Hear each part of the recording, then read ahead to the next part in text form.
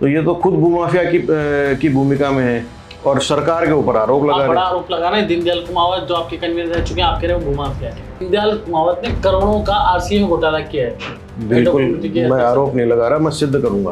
कैसे, कोई प्रूफ है?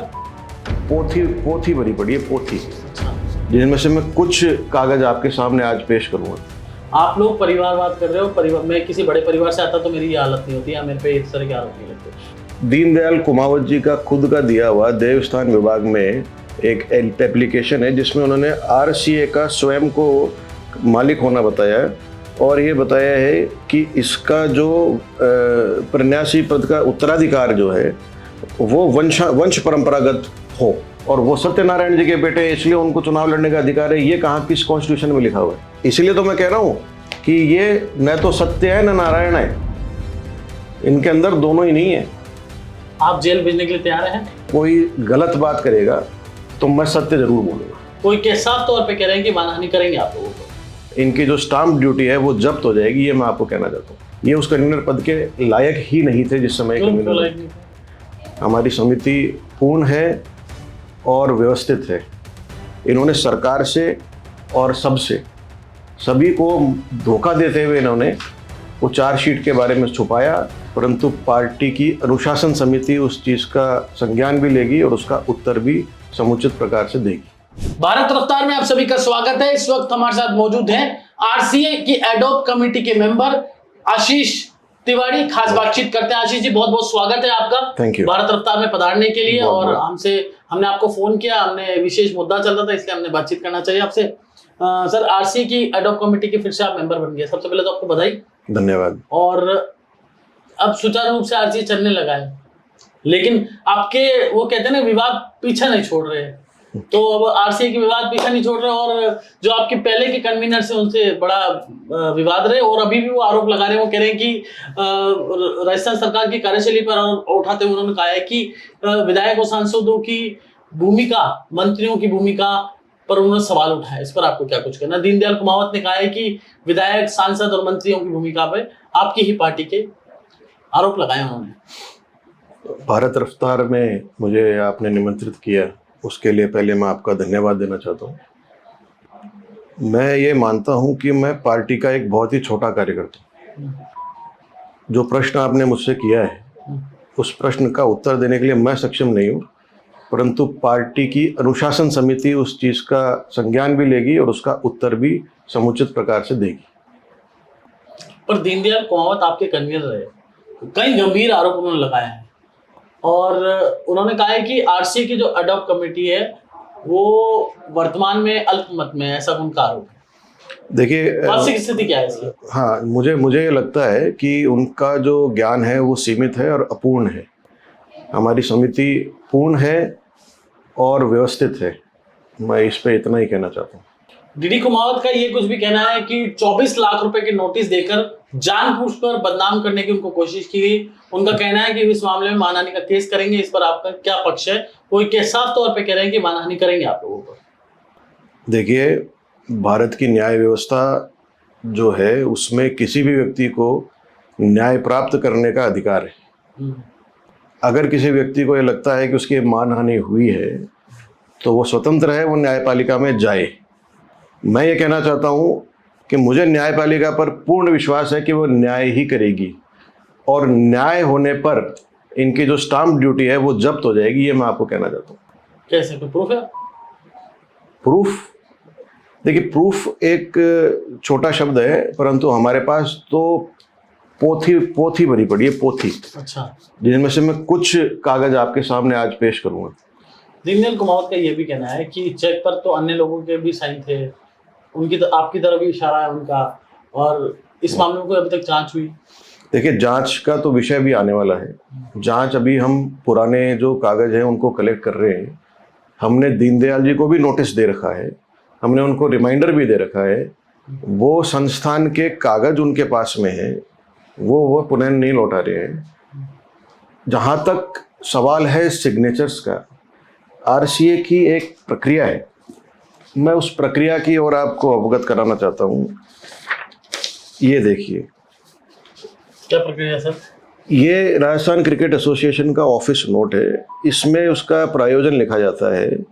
जिस विषय पे वो कह रहे हैं उस विषय पे लिखा हुआ है on behalf of the organisation. इसका अर्थ है कि अगर कोई चेक जा रहा है तो राजस्थान क्रिकेट एसोसिएशन के लिए इस व्यक्ति को चेक देना है और उसका अप्रूवल करने वाला कन्वीनर डीडी कुमावत खुद का सिग्नेचर करके अप्रूवल करके फिर चेक जारी कर रहा है। तो इसका दोष किस पे जाएगा? ये देखिए, हर कागज पे दीनदयाल कुमावत के on legal work on undertaken on behalf of the organisation, convener Deendayal Kumawat. इसी प्रकार से हमको जो ज्ञान हुआ, इस पेमेंट के बदले में जब Sawai Madhopur district cricket association का बिल आता है तब हमें संज्ञान होता है कि ये जो पेमेंट उन्होंने आरसीए से किया है वो पेमेंट आरसीए का नहीं है, वो पेमेंट स्वयं सवाई माधोपुर क्रिकेट एसोसिएशन के बिहाफ पे उन्होंने खुद के लिए किया है। इतना ही नहीं, दीनदयाल कुमावत ने जो खेलो इंडिया का आयोजन हुआ उसमें टेंडर प्रक्रिया में अनियमितता का आरोप लगाया है। उन्होंने कहा है कि 100 करोड़ रुपए की खर्च की जानकारी छुपाने का उन्होंने आरोप लगाया कि ये छुपाए गए 100 करोड़ रुपए की जानकारी कहाँ खर्च हुई है। ऐसे गंभीर आरोप उन्होंने लगाया। क्या कुछ कहना है आपका? मैं पहले आपको एक पेज दिखाना चाहता हूँ। ये आप पृष्ठ देखिए। इस पृष्ठ के अंदर ये दीनदयाल कुमावत जी का खुद का दिया हुआ देवस्थान विभाग में एक एप्लीकेशन है जिसमें उन्होंने आरसीए का स्वयं को मालिक होना बताया है और ये बताया है कि इसका जो प्रन्यासी पद का उत्तराधिकार जो है वो वंश परंपरागत हो। वो तो आप पे आरोप लगा रहे हैं, सीधे सीधे कह रहे हैं कि अडॉप कम्युनिटी के जो मेंबर्स हैं, मैं किसी परिवार से नहीं आता, बड़े परिवार से। आप लोग परिवारवाद कर रहे हो। परिवार, मैं किसी बड़े परिवार से आता तो मेरी ये हालत नहीं होती या मेरे पे इस तरह के आरोप नहीं लगते। मतलब आपके जो मेंबर्स हैं वो सब कहीं ना कहीं किसी न किसी एमएलए मंत्री इस तरह के वो आरोप लगा रहे हैं। देखिए, मुझे इस पे ये कहना है कि वे सत्यनारायण जी के सुपुत्र हैं, परंतु किसी कारणवश न तो उनमें सत्य बचा है और जहाँ सत्य नहीं होता वहाँ नारायण का भी वास नहीं होता। तो न तो वहाँ सत्य है न वहाँ नारायण है। इसके आगे मैं इस विषय पे कुछ नहीं कहना चाहूँगा। नहीं, वो तो एक साफ कह रहे हैं कि आप पे वो तो परिवारवाद का आरोप लगा रहे हैं। आप कह रहे हैं वो परिवारवाद कर रहे हैं। देखिए, ये हमारे पास जो कागज है, इस कागज में ये उन्होंने देवस्थान विभाग में एक पत्र जारी किया, एक एप्लीकेशन लगाई कि राजस्थान क्रिकेट एसोसिएशन को रजिस्टर कराना चाहते थे, जो कि अपने आप में एक रजिस्टर्ड बॉडी थी। उसको देवस्थान विभाग में रजिस्टर कराने गए, टैक्स का हवाला देके कि साहब टैक्स बचत होगी, उसका हवाला देके वो वहाँ गए और उन्होंने वहाँ 200 करोड़ की जो चौंप स्टेडियम की जो ज़मीन है, वो राजस्थान क्रिकेट एसोसिएशन का जो स्टेडियम के अंदर नॉर्थ ब्लॉक इत्यादि ऑफिस वगैरह बने हुए हैं, वो उसके जो एसेट्स हैं 40 करोड़ के, वो और यहाँ तक कि बैंक खाते में जो 13 करोड़ रुपए थे वो भी उन्होंने ये बताया कि उसका स्वयं का मालिक मैं हूँ और मेरे बाद में मेरा बेटा बने और उसके बाद में मेरा पोता बने तो हम किसी के बेटे हैं, पर हम एक लोकतांत्रिक प्रक्रिया के तहत यहाँ आए। हमने चुनाव लड़ा, चुनाव लड़के और हमने अपने प्रतिद्वंदी से जीत हासिल करके और लोकतांत्रिक व्यवस्था से हम यहाँ आए। वो तो कह रहे हैं कि मैंने कार्यकर्ता हूँ, मैंने विद्यार्थी परिषद में काम किया, युवा मोर्चा में काम किया। मुझे 15 वर्ष हो गए। मैं 2010 से पार्टी के अंदर पहले जिला मंत्री रहा और आज भी मैं जिला उपाध्यक्ष के पद पे हूँ। तो कार्यकर्ता तो मैं भी हूँ। तो क्या मुझे अधिकार नहीं है? इस लोकतंत्र में सबको समान अधिकार है। तो क्या अगर मैं किसी का बेटा हूं तो मुझे चुनाव लड़ने का अधिकार नहीं है? और वो सत्यनारायण जी के बेटे इसलिए उनको चुनाव लड़ने का अधिकार है? ये कहाँ किस कॉन्स्टिट्यूशन में लिखा हुआ है? वो इतना तक आरोप लगा रहे हैं। दीनदयाल कुमावत का ये कहना है कि आरसीए में मंत्री की कोई भूमिका नहीं है, खेल मंत्री पे वो आरोप लगा रहे हैं। मंत्री क्यों जाते हैं? देखिए, ऐसा है, ये उनका सरासर गलत आरोप है। भूमिका नहीं होनी चाहिए। भूमिका अगर खेल मंत्री की किसी खेल में भूमिका नहीं होगी तो किस में होगी? ये उनकी अपूर्ण ज्ञान का उनका जो है ये दिखाता है कि उनमें पूरा ज्ञान नहीं है। किसी भी राज्य का या भारत का खेल मंत्री अगर खेल में ही अपनी रुचि नहीं रखेगा तो वो किस में रखेगा? हाँ, हमने खेल मंत्री जी को निवेदन किया और वो इतने सहज और सरल थे कि हमारे मात्र एक छोटे से फ़ोन पर वो हमारे पास आए, हमारे साथ क्रिकेट खेला, हमसे बातचीत करी और हमने उनसे ये रिक्वेस्ट करी कि साहब हमारा ये करोड़ों का बिल जो है उसको आप माफ़ कर दीजिए। तो उन्होंने हमको माफ़ करने के लिए स्वीकृति दे दी। तो यही तो खेल मंत्री का रोल है कि खेल को कैसे बढ़ावा मिले। ये वो तो कह रहे हैं मेरे पे जो भ्रष्टाचार के आरोप लगा रहे हैं और सब झूठे मनगढ़ंत है, और मैं तो इस मामले को लेकर कोर्ट में मैंने आपको अभी कुछ पत्र दिखाए हैं। कौन से वाले बताओ? अभी हमारे पास इसके पूरी पोथियां भरी पड़ी हैं। क्या है बताओ? ये सवाई माधोपुर क्रिकेट एसोसिएशन का बिल, एक वकील है सुधीर गुप्ता, उन्होंने हमको अभी दिया। सवाई माधोपुर क्रिकेट एसोसिएशन के लिए उन्होंने लाखों रुपए, जो टोटल 24 लाख रुपए हैं, वो उन्होंने खर्च किए।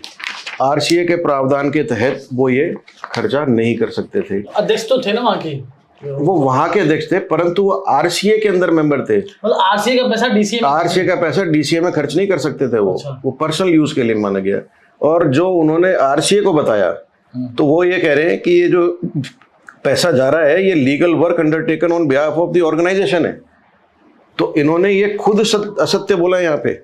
इसलिए तो मैं कह रहा हूं कि ये न तो सत्य है न नारायण है, इनके अंदर दोनों ही नहीं है। ये जबरदस्ती दीनदयाल बन के घूमते हैं।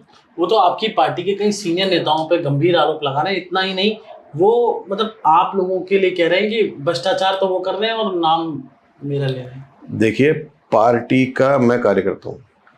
अगर मैं खुद स्वयं अपनी पार्टी के लोगों के ऊपर या सरकार के ऊपर आरोप लगाऊंगा, उसका उत्तर देने का काम तो जो है अनुशासन समिति करेगी।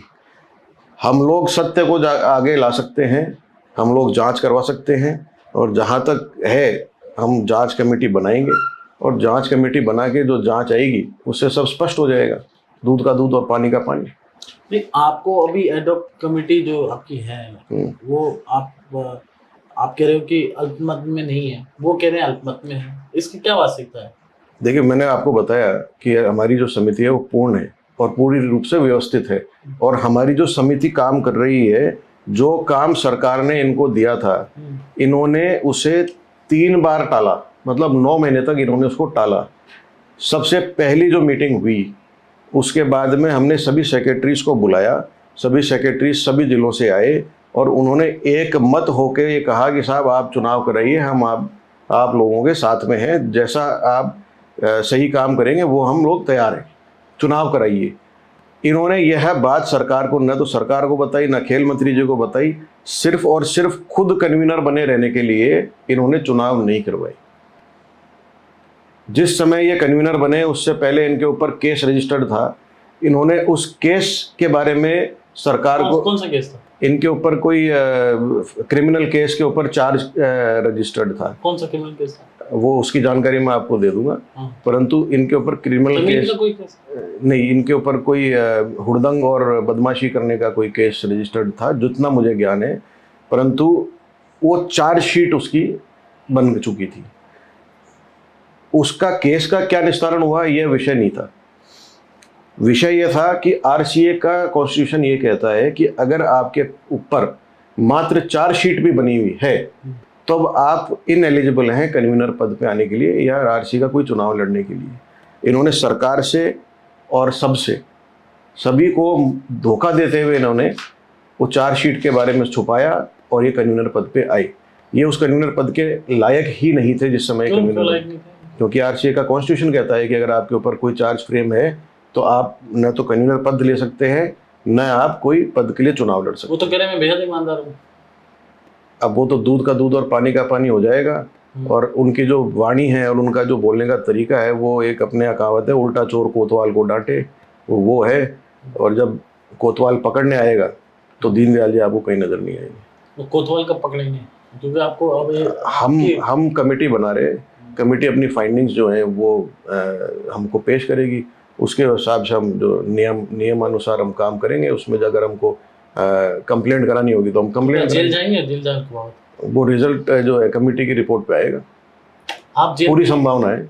आप जेल भेजने के लिए तैयार हैं? मैं तो किसी को जेल भेजना नहीं चाहता। मेरा स्वभाव ये नहीं है कि मैं किसी को परेशान करूं, पर अगर कोई गलत बात करेगा तो मैं सत्य जरूर बोलूंगा। सत्य क्या है? सत्य मैंने आपको दिखाया है। एक ही है और भी हैं ऐसे? बहुत हैं। अच्छा, वो अभी सब सामने आएंगे। अभी 24 लाख आए हैं, फिर 27 लाख आएंगे, ऐसे कई लाख में आएंगे। करोड़ों में है क्या मामला? करोड़ों में भी जा सकता है। तो आप आरोप लगा रहे हैं कि दीनदयाल कुमावत ने करोड़ों का आरसीए में घोटाला किया है। बिल्कुल, मैं आरोप नहीं लगा रहा, मैं सिद्ध करूंगा। खेलो इंडिया के तहत जो एक आयोजन हुए और दीनदयाल कुमावत का बड़ा आरोप है कि उन्होंने अनियमितताओं का आरोप लगाया है, 100 करोड़ रुपए खर्च की जानकारी छुपाने जैसे गंभीर आरोप आपकी ही सरकार, वो भी बीजेपी के हैं, और बीजेपी की सरकार पर उन्होंने आरोप लगाए। इस पर आपका फोकस करना है। देखिए, पहले तो उनका कोई लोकस टेंडा ही नहीं है। खेलो इंडिया हो, चाहे सरकार का कोई भी प्रकल्प हो, सरकार द्वारा किए गए आयोजन के ऊपर उनका लोकस टेंडा ही नहीं है कि वो कोई आरोप लगाएं, पहली चीज़। दूसरी चीज़ कि अगर वो भारतीय जनता पार्टी के स्वयं कार्यकर्ता हैं और भारतीय जनता पार्टी के सरकार के कार्यक्रम के ऊपर वो भ्रष्टाचार का आरोप लगा रहे हैं, तो और कोई जवाब देगा नहीं देगा, भारतीय जनता पार्टी की अनुशासन समिति उनको अच्छा जवाब देगी। बात रही आरोप लगाने की, तो ये आरोप इनके ऊपर जो लगे हुए हैं, उन आरोपों का क्या? ये खुद को तो सबको बताते हैं कि मैं तो एक ईमानदार आदमी हूँ और दुनिया सारी भ्रष्ट है। इनके ऊपर, इनके जिस सोसाइटी में ये रहते हैं, उसी सोसाइटी में रहने वाले लोगों ने इनके ऊपर धोखाधड़ी और गलत चुनाव करा के अध्यक्ष बनने का आरोप लगाया हुआ है। वहाँ पे इन्होंने अपने ड्राइवर, अपने काम करने वाले चपड़ासी वगैरह इत्यादि के नाम से फ्लैट खरीदे, आरसीए के अंदर कन्वीनर बनने के बाद खरीदे, और उस सोसाइटी के फर्जी चुनाव करा के वहाँ का अध्यक्ष बन गए। वो मामला अशोकनगर या किसी थाने में दर्ज है। उस चीज़ का क्या जवाब है? तो ये तो खुद भूमाफिया की भूमिका में है और सरकार के ऊपर आरोप लगा रहे हैं। बड़ा आरोप लगा रहे हैं दीनदयाल कुमावत जो आपके कन्वीनर रह चुके हैं, आप कह रहे हो भूमाफिया है। मैं कह रहा हूँ उस भूमिका में उनके ऊपर एफआईआर हुई हुई है। भूमाफिया के उसमें? हाँ। अच्छा, मैं आरोप नहीं लगा रहा हूँ, मैं जो है वो बोल रहा हूँ। मैं ये कह रहा हूँ उनके ऊपर इस प्रकार की एफआईआर हुई हुई है। फिर आपके कन्वीनर कैसे बनाया? आपकी पार्टी ने बनाया? ये पार्टी को धोखे में रखा, पार्टी को बताया नहीं कि भाई मेरे पे ये आरोप लगे हुए हैं। He did not come with clean hands, साफ हाथों से नहीं आए वो। पर आशीष जी, वो तो आप पे भी आरोप लगा रहे हैं। वो तो सीधा सीधा कह रहे हैं कि मतलब जो साइन थे, साइन तो उसमें आपके भी हैं और पिंकेश जी के भी हैं, मतलब आप पे आरोप लगा रहे हैं वो तो सीधा। देखिए, मैंने आपको ये कागज़ दिखाया, मैंने कहा कि ये office note Rajasthan cricket association का है। इसमें ये लिखा हुआ है, it is required to kindly issue a cheque in favour of advocate Sudhir Gupta amount of ₹4,21,000 toward payment for legal work undertaken on behalf of the organisation. मतलब राजस्थान क्रिकेट एसोसिएशन के लिए ये पेमेंट जा रहा है और इसको अप्रूव कर रहे हैं। कन्वीनर उनके यहाँ साइन है। चेक कैसे होता है सर आपका? चेक की कॉपी मैं आपको शेयर कर दूंगा। चेक पे पहले कन्वीनर का साइन होता है, फिर मेंबर का साइन होता है। आज मेरे पास में एक केस का आता है कागज़ कि साहब ये केस है और ये हमारे वकील साहब लड़ रहे हैं, कल डेट है, तो अगर वकील साहब को पैसा नहीं जाएगा तो आरसीए केस हार जाएगा। तो उस स्थिति में मैं या पिंकेज या कोई और भी मेंबर क्या करेगा? हमको तो ये जानकारी तब मिली जब सुधीर गुप्ता जी के ये बिल आए। इन बिलों में लिखा हुआ है Sawai Madhopur district cricket association, तो सवाई माधोपुर के लिए तो हमने पैसे नहीं दिए थे, हमको जानकारी आरसीए की थी, आरसीए के लिए पेमेंट किया हमने। आपका तो इन्होंने आरसीए के वकील को या अपने खुद के वकील को इन्होंने आरसीए के माध्यम से पेमेंट करवाया, जो कि गलत। आपका कहना है कि उन्होंने बीच ऑफ ट्रस्ट किया है, आप लोगों को धोखे में रखा। बिल्कुल। और आरसीए का जो पेमेंट होता है वो डीसीए को नहीं जा सकता, मतलब आरसीए का डीसीए का कोई खर्चा आरसीए वहन नहीं करता। हाँ, ये बोल रहे हैं आप? डीसीए के जो खर्चे हैं, बहुत सारे खर्चे हैं जो आरसीए वहन नहीं करता, कुछ खर्चे आरसीए वहन करता है, जैसे वो खेल से रिलेटेड हम खेल सामग्री उनको उपलब्ध कराते हैं। किसी का पर्सनल वकील वगैरह या पर्सनल केसेस के संबंध में डीसीए के 50 केस हो सकते हैं, हम उसमें नहीं जाते हैं। आज तक कोई ऐसा नहीं, आज तक कुछ ऐसा नहीं हुआ। और ये तो साफ है कि आरसीए के लिए गया पैसा है और बिल सवाई माधोपुर का आ रहा है, तो कहीं ना कहीं कुछ तो घोटाला ही है। और घोटाला की परमिशन दी किसने? डीडी कुमावत। क्लियर साइन है, तो आप, और हर पन्ने पे साइन है, एक पे नहीं। तो ये तो आशीष तिवारी, इन्होंने साफ आरोप है इनका कि डीडी कुमावत एक भूमाफिया है, उन पर भूमाफिया के आरोप लगाए हैं। साथ ही उनका ये कहना है कि बीच ऑफ ट्रस्ट डीडी कुमावत ने किया है।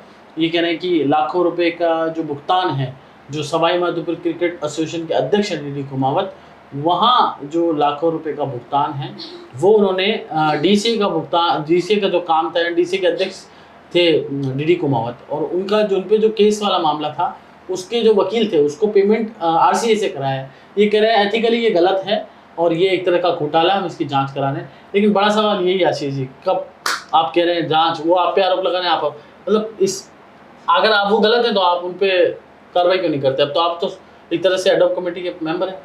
हाँ, हमारी प्रक्रिया जारी है, जल्दी ही कमेटी अपना रिपोर्ट दे देगी जो उसके ऊपर कार्रवाई हो जाएगी। तो इनका कहना है कि कमेटी जल्द रिपोर्ट देगी, उन पर कार्रवाई हो जाएगी। दीनदयाल कुमावत ने तमाम आरोप लगाए थे, जिसका प्रति उत्तर इन्होंने साफ तौर पे कहा है कि दीनदयाल कुमावत के खिलाफ इनके पास सारे सबूत हैं, दीनदयाल कुमावत को जेल में जाने से कोई नहीं बचा सकता, इनका ऐसा कहना है। नमस्कार।